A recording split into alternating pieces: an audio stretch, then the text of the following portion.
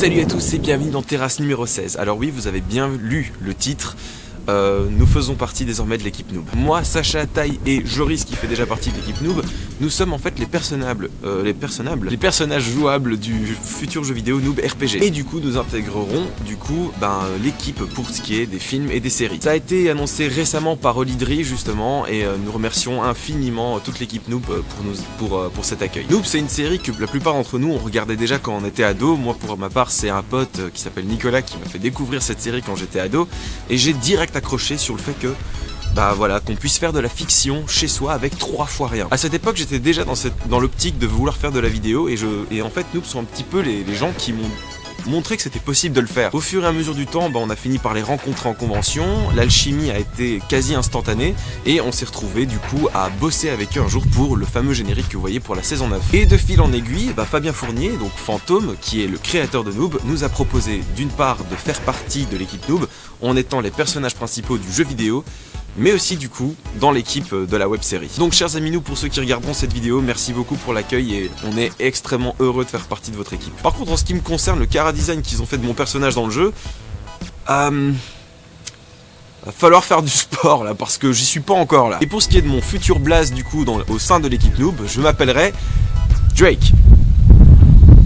Bon allez, trêve d'humour, je suis trop content de faire partie de cette équipe et j'espère que vous de votre côté vous en êtes content car c'est grâce à vous qu'on en est là. Sans public, on n'aurait pas pu autant se faire parler de nous et on n'aurait certainement pas su rencontrer les noobs comme on les connaît aujourd'hui. Alors il y a le temps d'ici là, il va falloir attendre la saison 10 pour nous voir apparaître dans les noobs, enfin en tout cas dans ce qui est dans l'univers transmédia de la web série.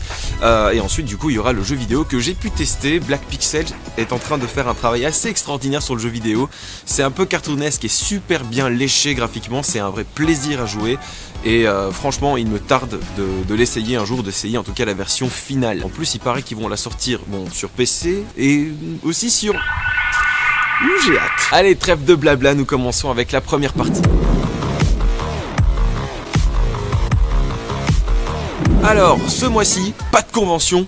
Bon, attention, d'interpréter pas mal, c'est juste qu'en fait là, on a enchaîné 3 conventions d'affilée. Chaque week-end, on partait quelque part. Ça a été Paris Manga, Tours, et là, je reviens tout juste de Nîmes. Et en gros, mes semaines se résumaient à je dépose mes affaires, 3 jours plus tard, je repars. C'est pour ça qu'il n'y a pas eu cette émission-ci la semaine dernière, et que j'ai encore énormément de boulot à faire pour le journal du Micmac. Du coup, ce mois-ci sur la chaîne, qu'est-ce que vous retrouverez? La semaine prochaine, je l'espère, mais c'est pas sûr parce que voilà, j'ai pris beaucoup de retard avec les conventions.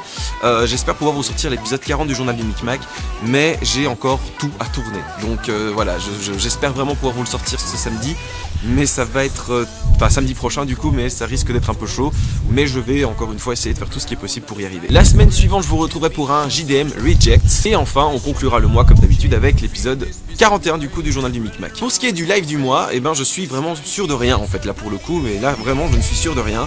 Donc je vous mets cette date là, le 21 mars à 18h, je pense que c'est un jeudi. Je ne sais pas encore, soit je serai avec Régis, David, et on fera un Whisper Challenge comme on avait fait avec Yuki, soit ce sera carrément autre chose et je serai peut-être seul et je sais pas encore ce qui se passera. Mais on va mettre cette date là pour l'instant, mais évidemment je vous tiens au jus sur les réseaux sociaux et sur l'onglet communauté. Et à propos des lives, voyons voir où nous nous sommes arrêtés sur le palier Tipeee. Ça tombe bien, je dois faire du sport. Allez, sans plus tarder, nous passons à la deuxième et dernière partie de cette vidéo. Comptes-tu faire évoluer le format du JDM, des petites phases de court-métrage? Vu le teaser que tu nous avais fait, je pense que ce serait intéressant. Alors ma chère Morgane, c'est carrément prévu et ça va pas tarder à arriver. Effectivement, il va y avoir un peu plus de phases de fiction qui vont commencer à apparaître dans le journal du Micmac. Prochainement. Pourquoi Régis parle d'avoir des enfants alors qu'il est monocouille? Du coup il peut pas avoir d'enfants. Au fait, t'as récupéré la monétisation avec l'épisode de François Bijou? Sinon continue, tu gères. Non, je n'ai pas récupéré la monétisation, le label de François Bijou a, je pense, définitivement décidé de claim la vidéo ad vitam aeternam. Donc voilà, tant pis. Alors pour ce qui est de Régis, il faut savoir que être monocouille ne signifie pas être stérile. Sinon, Neil Armstrong n'aurait pas eu d'enfant. Chérie Coco, explique pas pourquoi David n'a pas de chaîne YouTube. Je veux toujours plus de Régis. Alors, David, en fait, à la base, n'est pas du tout vidéaste ni youtubeur. C'est moi qui l'ai poussé à faire ça un petit peu. Parce que, en fait, ça fait depuis qu'on est à l'école ensemble que j'avais envie de faire de la fiction avec lui. Parce que je trouve qu'il a des facilités à faire de la comédie. Et voilà, mais à côté de ça, non, il n'a pas de chaîne YouTube. Après, rien ne dit qu'un jour il n'en fasse pas une, mais ce n'est pas le cas actuellement. Est-ce que c'est simple de savoir? Certains articles sont fake. Continue les JDM aussi, ils sont génial, oh là là. Écrivez pas trop vite vos questions, hein, les enfants. Je commence, on va dire, à avoir des petites techniques pour savoir si un article est fake.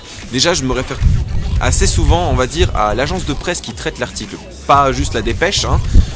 Il y a une différence à savoir entre la dépêche qui va chroniquer un article et l'agence de presse qui a fait le reportage. Par exemple, vous avez AFP, Reuters, enfin, voilà, il y en a plein. Et alors évidemment, hein, ne tombez pas dans le piège, Logographie, Nordpresse et il y a BMF ou un truc du genre, tout ça c'est du fake, c'est des fausses dépêches.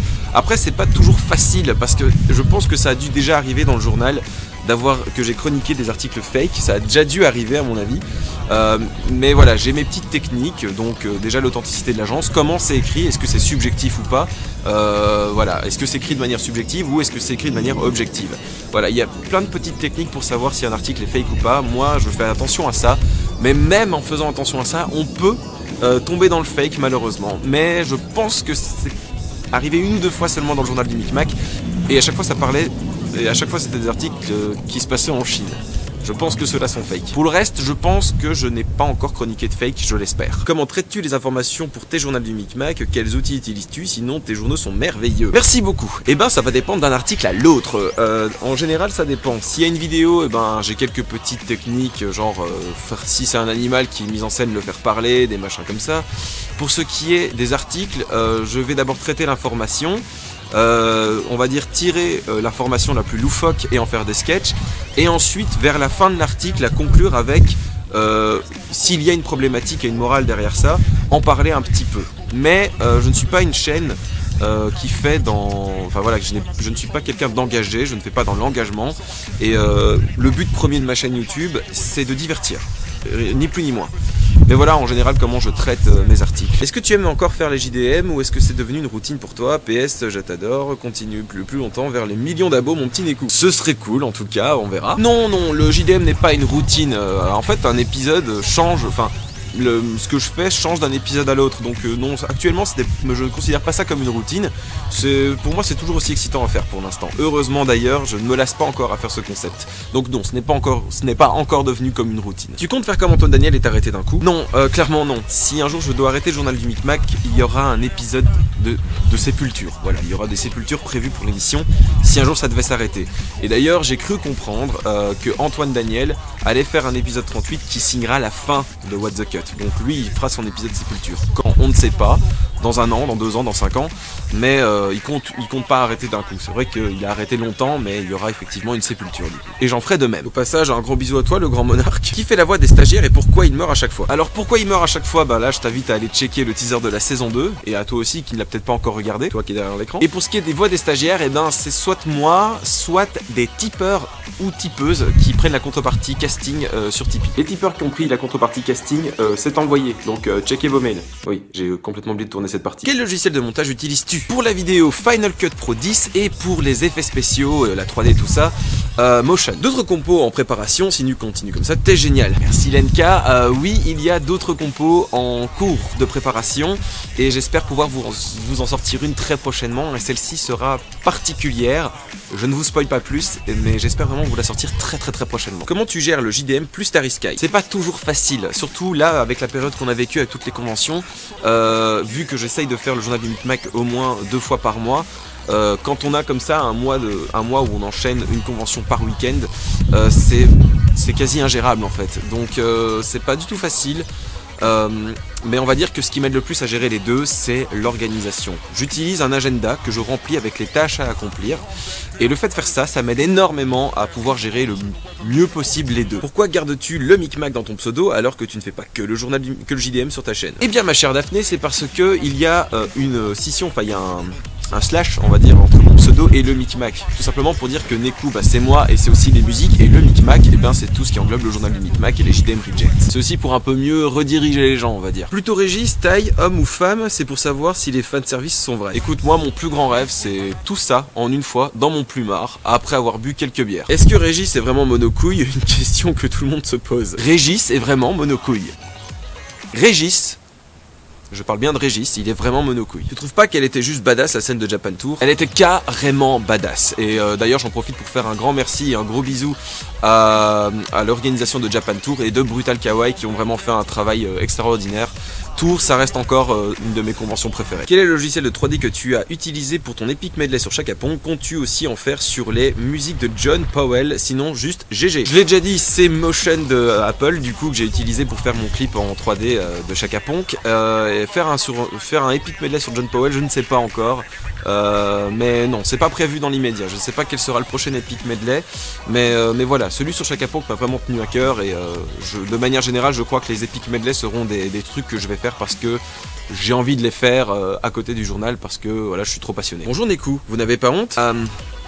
Écoute, je vais laisser un de mes collègues que j'apprécie beaucoup répondre à ta question. Vous n'avez pas honte? Pas tellement.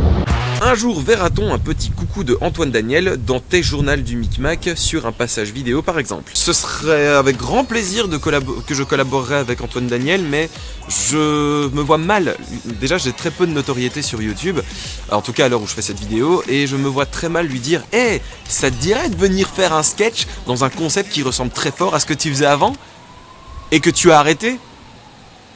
Voilà, je suis presque sûr de me prendre un vent. Et je préfère éviter de lui casser les couilles avec ce genre de proposition. Mais si un jour ça pouvait arriver, ce serait avec grand plaisir. J'apprécie énormément ce qu'il fait de manière générale, que ce soit What the Cut ou Cladvania. Ses musiques, enfin voilà, donc moi ce serait, et son jeu d'acting aussi que j'apprécie beaucoup, donc moi ce sera avec grand plaisir. Maintenant, faut jamais dire jamais, mais je ne pense pas que ça arrivera. Et c'est ce qui conclut du coup ce 16e terrasse. Je vous remercie infiniment d'être de plus en plus nombreux encore à vous abonner. Je crois qu'on est à 32 000 abonnés ou qu'on y est presque, donc merci à vous de vous abonner sur la chaîne.